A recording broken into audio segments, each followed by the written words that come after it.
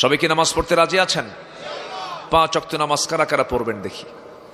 চিৎকার মেরে বলি, ইয়া আল্লাহ, আমাদেরকে 5 ওয়াক্ত সালাত আদায় করার তৌফিক তুমি আল্লাহ দিয়া দাও।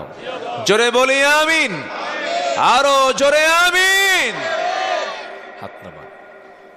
মশার কথা বলছিলাম, মনে আছে মশার কথা? আল্লাহ মশার কথা কিন্তু কোরআনও কইছে, বলে নাই? বলেছে। কোথায় বলেছেন? ইন্নাল্লাহা লা ইস্তাহি আন ইয়াদরিবা মাসালাম মা বাউদাতান ফামা ফাওকাহা।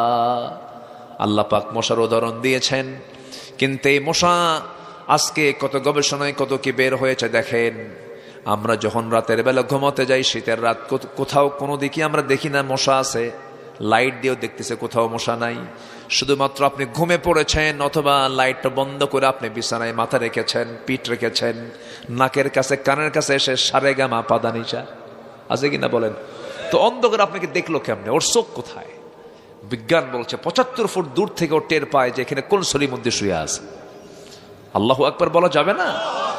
ছোট্ট প্রাণী, ওর মধ্যে কি আল্লাহ পাক শক্তি রেখে দিয়েছেন। আর যে ভন ভন করে যে গান, যে আওয়াজটা হয়, এটা কিন্তু তার কণ্ঠের না, এটা হচ্ছে তার পাখার আওয়াজ। বিজ্ঞান বলছে মশা তার পাখা যে ঝাপটান, মানে প্রতি সেকেন্ডে 400 থেকে 500 বার। মশার গায়ে যে মেশিনটা আল্লাহ পাক সেট করেছেন, এমন জাতীয় মেশিন আজ পর্যন্ত পৃথিবী থেকে আবিষ্কার করতে পারে না যা মশার গায়ে আছে। আল্লাহ পাক মশার কথা এমনি বলেননি তো।